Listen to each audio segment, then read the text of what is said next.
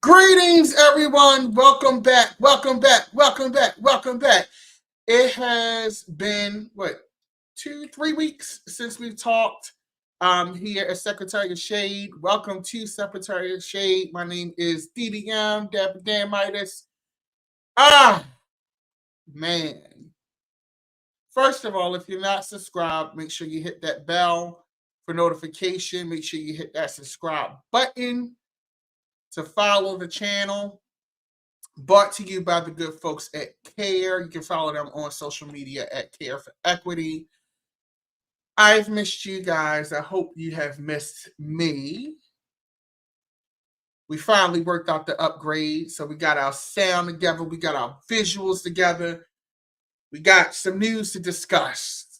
So, a lot has happened with Israel, Iran. It's very busy.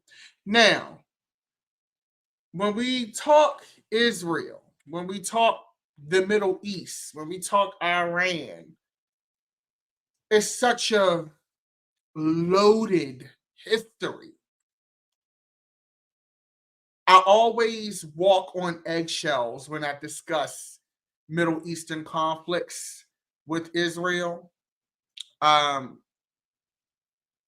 Israel has been very heavy-handed in their response to the Hamas attack with the handling of the Gaza Strip.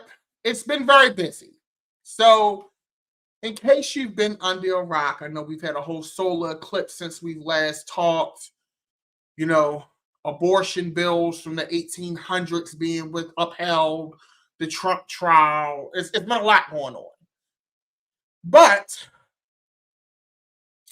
Israel and Iran are going at it. Iran attacked Israel over the weekend, a few days ago. But it was not for no reason. Okay, I want to be clear. Before we get into this, I want to say this. I will only be speaking to the recent attacks. It is a loaded history, yes. Absolutely. For us to dissect that loaded history, we'll be here all night. Okay? So, I am going to discuss strictly the attacks or attack, why it happened, and where do we potentially go from here. So, Iran attacked Israel, but it was because Israel did a strike on Iran's Syrian consulate, killing 7, including 2 IRGC generals. So let's be clear here. As it pertains to this attack, because I know people are going to sound off in the comments, as it pertains to this recent strike that Iran carried out against Israel, it was because, in this case, the Israelis did a strike on the Iranian consulate in Syria. So, if Iran promised, now this initial attack from Israel happened on April the 1st, around that time. Iran had promised to respond after 2 commanders from its Islamic Revolutionary Guard Corps, the IRGC, were among 7 people killed in an Israeli airstrike that flattened the Iranian consulate in Damascus. Brigadier General Mohammad Reza Zahidi, a senior commander in the elite Quds force of the IRGC, and his deputy general Mohammad Hadi Hajarimi were killed in the attack. The IRGC said in a statement on Monday. So this was Monday after April 1st. Okay. Well, Monday, I think April 1st, April Fool's Day was Monday, but this was when the attack happened.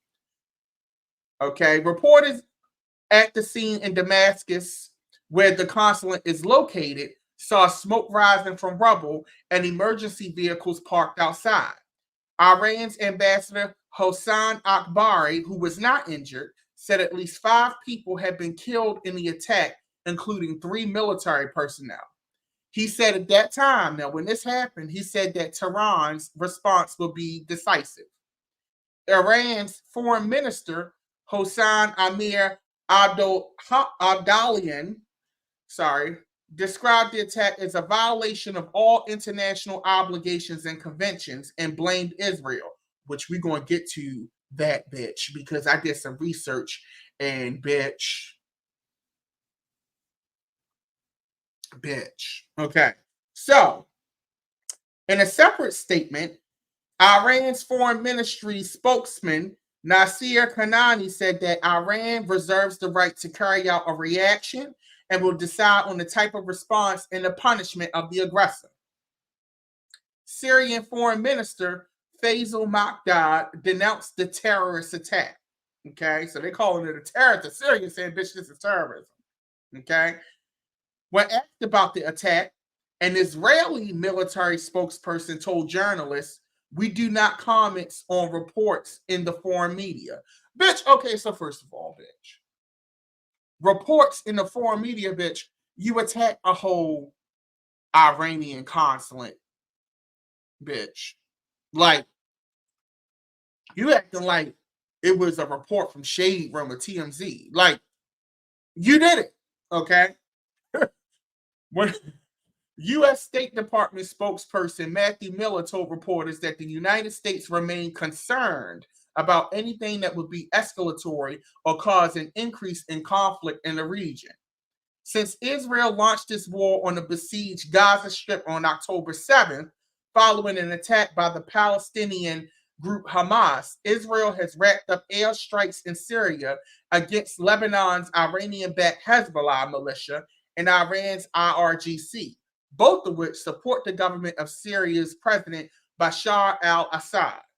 The strike in Damascus comes just days after Israeli airstrikes killed dozens of people in Syria's northern province of Aleppo, amid fears that the Gaza war could lead to a broader regional escalation.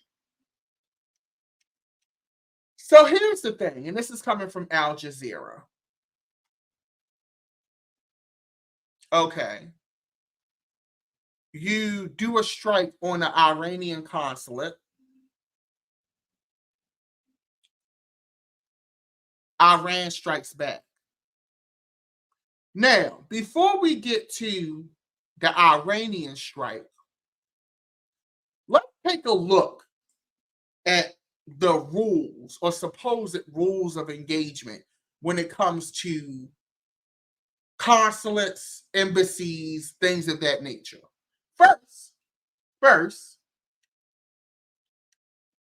let's take a look at what an actual consulate is versus an embassy, because there's different things there's different definitions.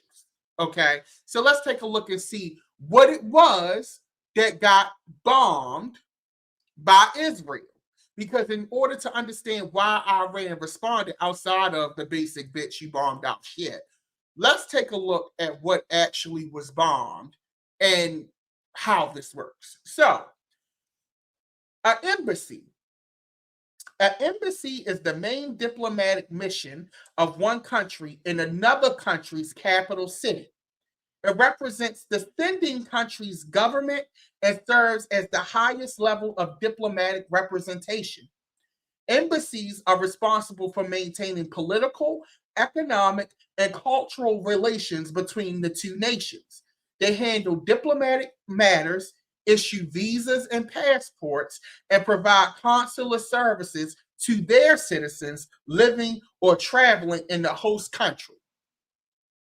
So basically, what an embassy is, it's like that country inside of a host country. So America has embassies all around the world. So when you go into that embassy, bitch, if you have issues with your passport, bitch, it's like going to the Washington, D.C. passport office back home. If you have any type of emergency or anything like that, you go to the embassy. It's like having a United States or your home country inside of another country. So if I'm in London, bitch, and I have an issue with the passport, I can go to the United States Embassy in London, and that's like me being in the United States. That's supposed to be sovereign territory as well. Now, a consulate. A consulate is a smaller diplomatic mission, usually located in a major city other than the capital. So an embassy sits in the capital of that country. Okay, so for example, if I have a if London, if England has an embassy, that embassy would be located in Washington D.C. because that's the capital. Versus a consulate would be in a major city, not the capital. So it's like kind of having a satellite site to the embassy. Okay. A consulate is a smaller diplomatic mission, usually located in a major city other than the capital where the embassy is situated. Consulates focus primarily on providing services to their country's citizens in the host country, once again, such as issuing passports, providing assistance during the emergencies, and helping with legal and administrative matters. They may also promote trade and economic relations between the two countries and facilitate business exchanges. Okay, so you have that. Now, the hierarchy. The head of an embassy is usually an ambassador who represents the head of state or government of the sending country. Ambassadors have a higher diplomatic rank than consuls. Consulates. The head of a consulate is typically a consul or a consul general who has a lower diplomatic rank compared to an ambassador. Okay, so it's like embassies is up here and consulates are just below the embassy. So it's like you got the president and then the vice president. That's how consulates and embassies work. Now, when we think about this, that's supposed to be sovereign ground. So under international laws, okay, attacks on civilian entities are prohibited. However, if they contribute to military action and offer a clear advantage if destroyed, captured, or neutralized, they are classified as a military objective. Okay, so we got to take a look at the Israeli attack on the Iranian consul because it's a little different. Okay, it's a little different based on this law. Now,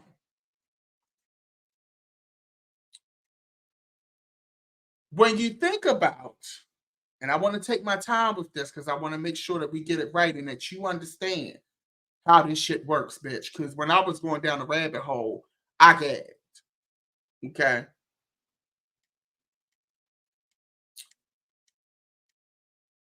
On April 1st, when Israeli warplanes carried out the attack in Syria, targeting a building within the Iranian embassy complex.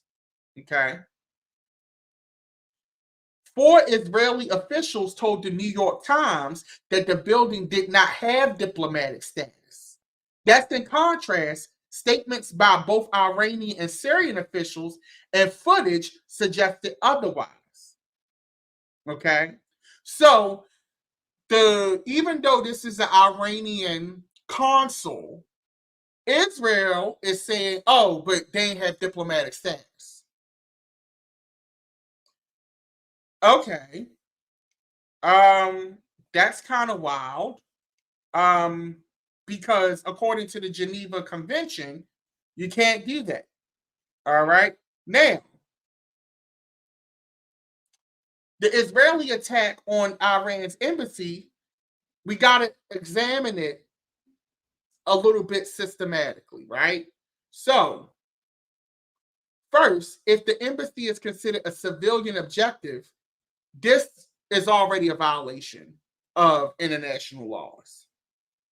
However, if Israel claims that the embassy or the consul is used for military purposes,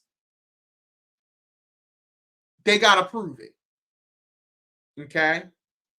Therefore, if there's any uncertainty about whether it is a civilian or military objective, the embassy building should be considered a civilian objective. So if they're not sure, if Israel wasn't sure if this was a military site or not, they were supposed to keep hands off.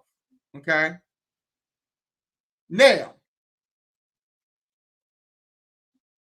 even if the embassy is unequivocally established as a military objective, attacks on military targets must be proportionate.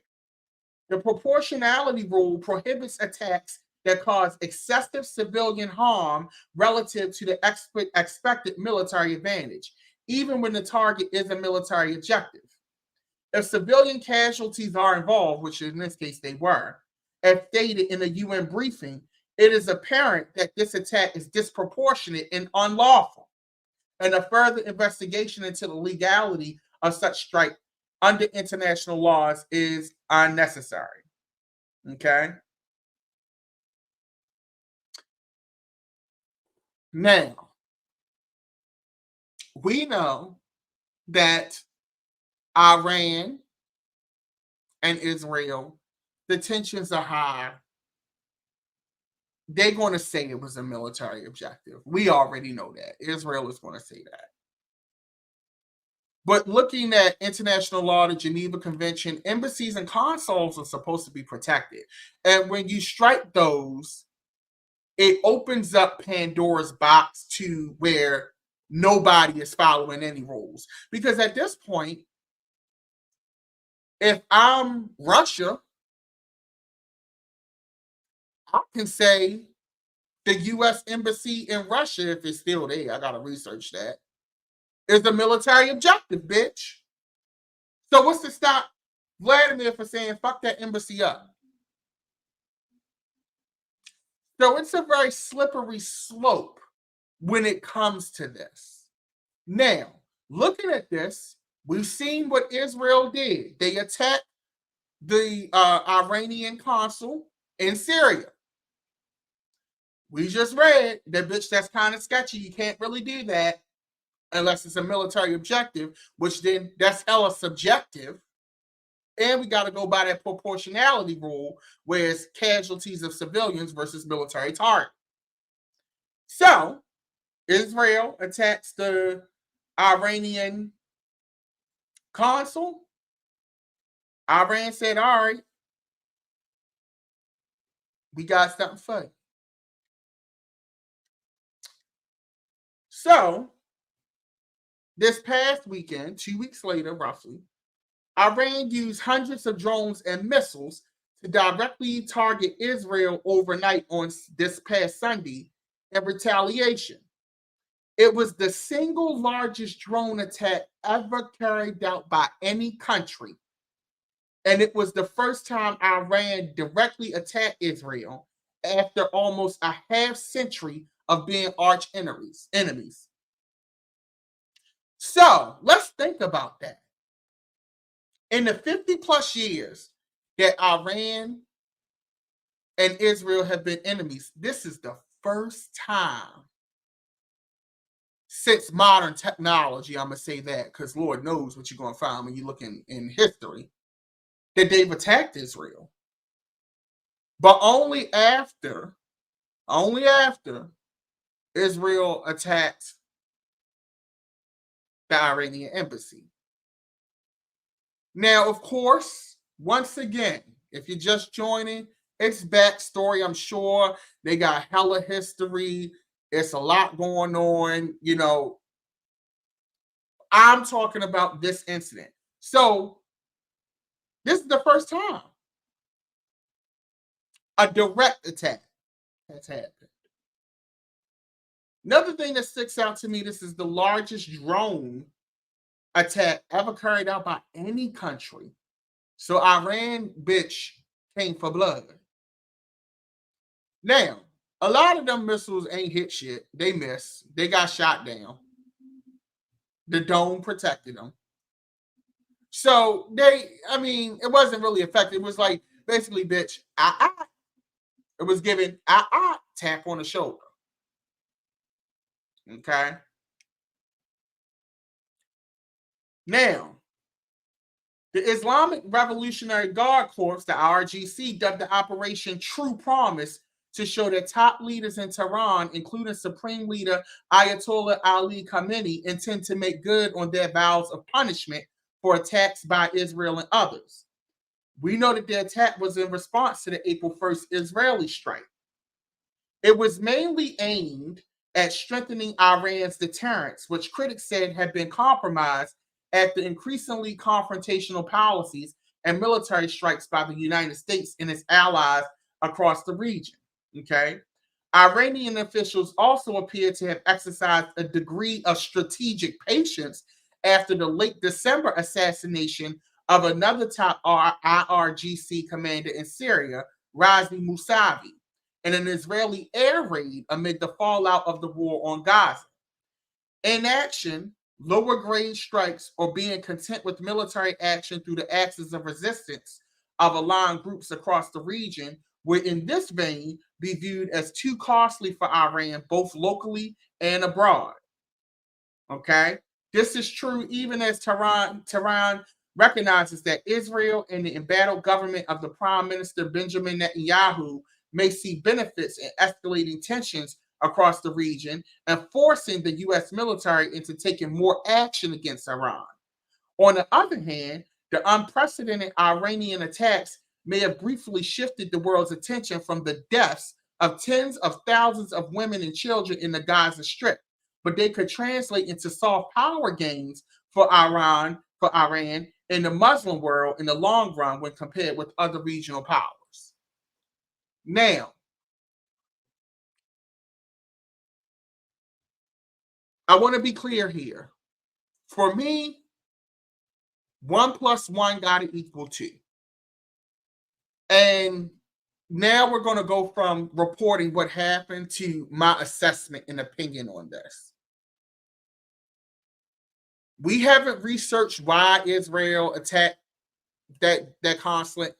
My thing is, I'm sure you could have got these other people, these military generals, some other way or outside of that. Because Iran, I understand, Israel, I understand, y'all mad, the Hamas shit, all of that. But y'all can't be out here being reckless, just attacking embassies and shit. Because that sends a bad message to the world. Because if this convention, if this understanding that these international laws that have been put in place, y'all just go out shooting up the club, ignoring the laws, bitch. What's going to stop other countries and everybody else from saying, well, fuck it, we're going to attack it. I ain't never liked that bitch anyway. So, bang, we're going to ride up on that horse. She on our land anyway. It becomes a slippery slope. And I know everybody isn't going to agree. But we have laws in place for a reason. Now, based just on this incident, I can't get mad at Iran for striking back against Israel, bitch. Like honestly, let's think about this, y'all. What do you expect these people, this government, to do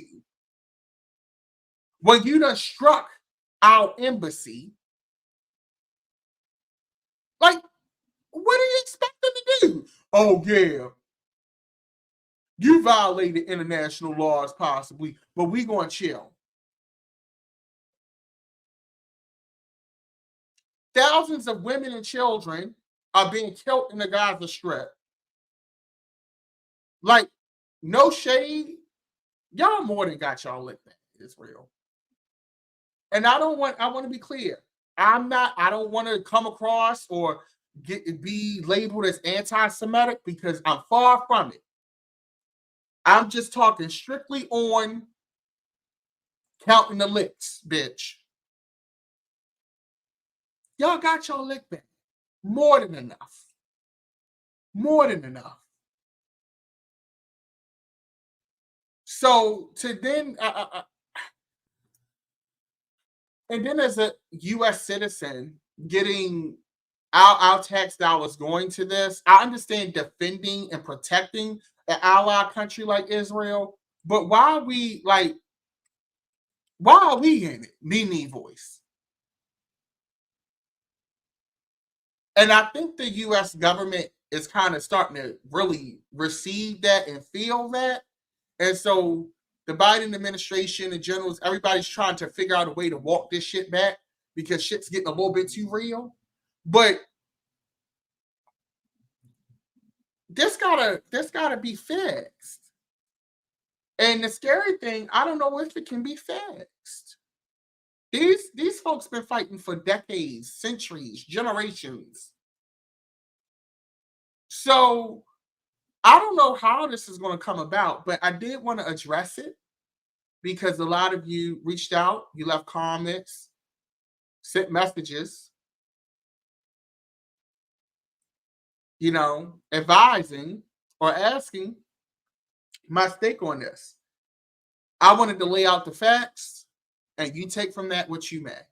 Also, too, my inbox is now open for questions. We are going to start our Q&A segment.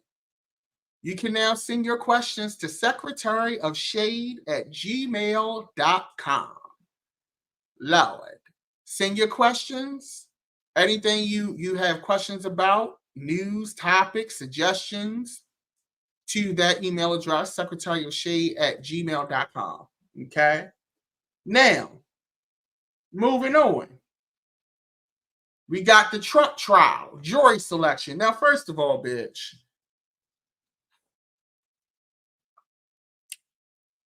to be selected for that jury, they would never pick me. Like, be clear, I would never, if I lived in New York, I would never get picked for this jury. They would look at this show. Look at where we're at. Like, they would never pick me. They may, because one thing about me, I am fair. But to be a fly on the wall, to be on that jury. So far, they've got 7 jurors selected. Okay, 7 jurors selected for this trial. Out of the 7, I want to just read a description, bitch. Now, this trial is for the Trump hush money shit with Stormy Daniels and all of that. The ongoing saga. But I want to discuss, I just want to point out, read the description of some of these jurors. So we got juror number 1, which is the 4-person.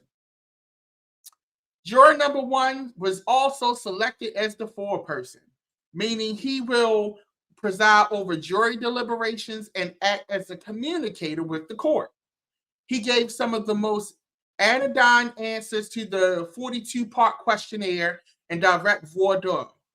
According to pool descriptions, juror number 1 showed up to court on Monday in a black t-shirt and carrying a black backpack. Bitch, that's giving terrorist tease, whatever. He is from Ireland, but now lives in West Harlem. Bitch, shout out to gentrification. Juror number 1 is married with no kids and said he gets his news from the New York Times, the Daily Mail, Fox News, and MSNBC. The first and 4th responses may be why the prosecution was okay with having him on the jury. The 2nd and 3rd answers may be why the defense was. During individual voir dire, juror number 1 was brief and to the point when asked what he knew or thought of some of the other Trump criminal cases. Juror number 1 replied, "I've heard of some of them, yeah."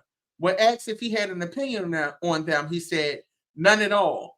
This might have been what landed this juror for the 4-person job." Now, I know bitches be lying. Now, you ain't got no opinion, bitch. You live in West Harlem. Now, granted, you are from Ireland, bitch. But you watch all these news outlets and you ain't formed no fucking opinion. This is fucking bullshit. This is a lie.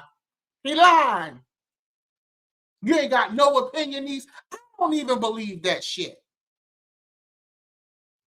Now, all of a sudden, you ain't got no opinion.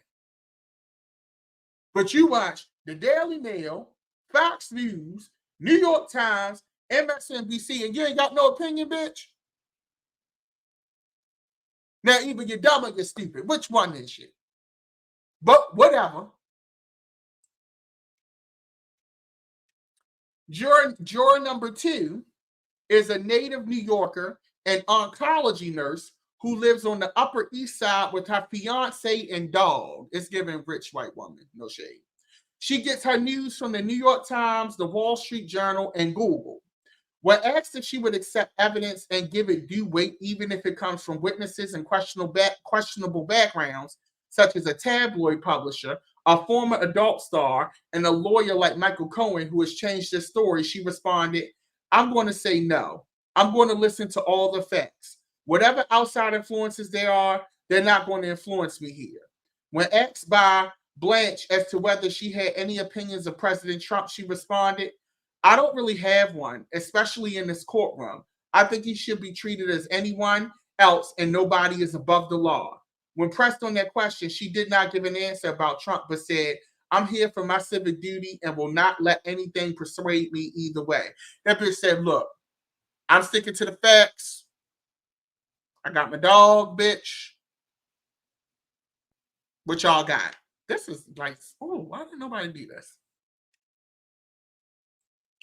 Juror number 3. We might as well just go through all of them. Juror number 3. Juror number 3 is an unmarried man without kids, described by the pool as an Asian man with black hair in his late 20s or 30s, wearing a purple jacket. Juror number 3 works as a corporate attorney, lives in Chelsea, likes outdoorsy activities, and gets his news from the New York Times, the Wall Street Journal, and Google. During individual questioning, juror number 3 told prosecutors that he understood that you don't need to read somebody's mind as a juror to discern criminal intent, which will be a giant crux of the district attorney's case. I'm not super familiar with the other charges, juror number 3 responded when asked about the other criminal cases against Trump. I don't really follow the news that closely, unfortunately. It was quite fortunate for the court, which is looking for exactly this sort of juror. Now, you living in the United States at this time, and bitch, you don't follow the news. Liar, liar, liar, liar. These people are goddamn lying. This trial gonna be a fucking mess. Anyway, juror number 4. This is perhaps the most interesting character of the entire seated jury so far. Juror number 4 is Puerto Rican born, but has lived on the Upper West Side for 40 years. He went to college for a single year, works in IT, and without prompting, joked that he had been married a long time. He reads the New York Daily News, the New York Times, Google, and X, formerly known as Twitter. I guess my hobby is my family, he said. Though juror number 4 had previously served on the jury, he did not remember because it was so long ago. When asked about his opinion of Trump, juror number 4 said, I find him fascinating, which drew laughter in the press overflow room. He walks into a room and he sets people off one way or the other. Really, this one guy can do all of this? Wow. Bitch, it's giving fan, bitch. It's giving, I'm a fan, bitch, and I fucking live. I don't know how they let this one pass. Juror number 5 is a Harlem-born and raised school teacher. According to the pool reporters, she is a black woman in her late 20s. Okay. She previously worked as a caseworker in a juvenile delinquent transitional home, and her boyfriend coaches a basketball team. She listens to inspirational pop culture podcasts and sometimes Breakfast Club. Yes, sis, you better listen to Charlamagne. As for how her opinion of Trump might impact her ability to serve as a juror, she responded, there was a divide in this country. I can't ignore that. But she said, I never equated that to one individual and that she can be impartial. Juror number 5 was the only one who raised her hands when the jurors were asked if they hadn't heard of Trump's other criminal cases. When asked if she could give Trump a fair shake and start off at 0, she cut off Todd Blanche to say, I don't think it's difficult. Blanche then asked her to expand her opinion of Trump. My response is always, President Trump speaks his mind, she said. You rather that than the alternative. So sidebar, she's saying, bitch, I like knowing that he's a fucking dummy and that he says anything out of his mouth, because if he didn't, then I would be caught off guard. Juror number 6 is a native New Yorker who lives in Chelsea and works as a software engineer. She's a snowboarder and also dances as a hobby. Juror number 6 gets her news from the New York Times, Google, Facebook, and TikTok. When asked whether she had any strong opinions or firmly held beliefs about former President Donald Trump, juror number 6 audibly laughed, indicated yes, then added, but I will be fair and impartial. Now, see, juror number 6, that's my bitch. Okay, she's keeping it fucking real. Yes, I have an opinion, bitch, but that don't mean that I can't be do my civic duty and be impartial and listen to what's going on. I live for that. Juror number 7, final juror, lives on the Upper East Side and is originally from North Carolina. He is a big law civil litigator. Oh, he a lawyer, bitch. According to the pool report, he presents as white, tan, and in his late middle age. He is balding with close cropped hair and wears glasses. He reads the New York Times, Wall Street Journal, New York Post, Washington Post, listening to WNYC and the podcast Smart Listen Car Talk. So this bitch is he know what's going on. When asked if his expertise as a lawyer would influence his ability to serve as a juror in this case, basically whether or not he'd override the judge's rulings about the law with his own feelings about them, he responded that he followed the judge's instructions. I'm a civil litigator, which means I know virtually nothing about criminal law, he conceded. As for his opinion of Trump, juror number 7 said, I don't know the man and I don't have any particular opinions about him personally. He liked some of Trump's policies and didn't like others. I certainly follow the news. I'm certainly aware that there are other lawsuits out there, juror number 7 said. I'm not sure I really know anything about his character. Now, he had me until he said that shit. Like, really, sir? Really? This jury selection, this is only 7 jurors, so we still got several to go and the alternates, bitch. So I'm intrigued to see how this is going to work. Jury selection continues on Thursday. So more to come with that. But that's our meeting for tonight. Thank you so much for joining me. Remember to hit subscribe and hit the bell, okay, for notifications. Also, you want to follow me on social media, you can do that at Dapper Dan Midas. Also, you can donate to the channel via Venmo, Cash App at Dapper Dan Midas as well. I will see you next week at around 7 p.m. Eastern Standard Time here. Thank you so much for joining. I love my cabinet. You guys have a safe and blessed weekend. New York, I can't wait to see you this weekend. I'll be in New York for a few days to visit some friends. So I can't wait to take in the city. Y'all have a great evening, and I will talk to you later.